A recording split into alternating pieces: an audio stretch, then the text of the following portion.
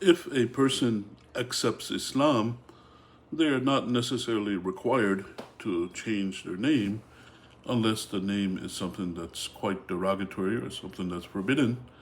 Like, for example, if a person's name is like Abdul Shams, the worshipper of the sun, then they should change it because that's not appropriate to have a name as that.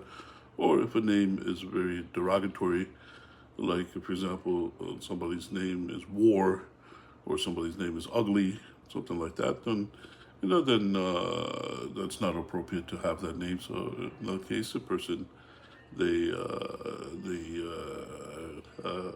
would be required to change their name. Many people they like to uh, have a new name that's because it identifies them as a Muslim.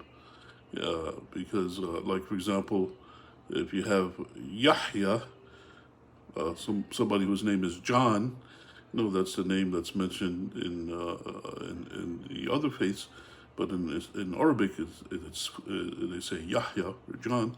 So a person they might do something like that, or they might come up and call themselves with a different name that indicates identity as a Muslim, and that's fine to do that.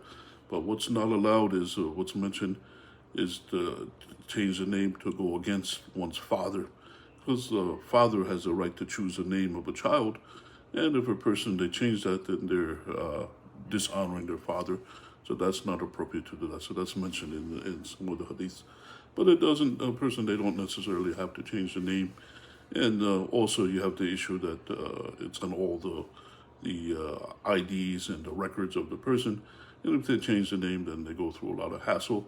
So that's another issue. So that's not a requirement to change the name unless it is something that indicates the disbelief or the dissociation or shirk to Allah subhanahu wa ta'ala, or that's something that's completely derogatory, then a person, they would have to change it. But otherwise, besides that, they don't have to change the name.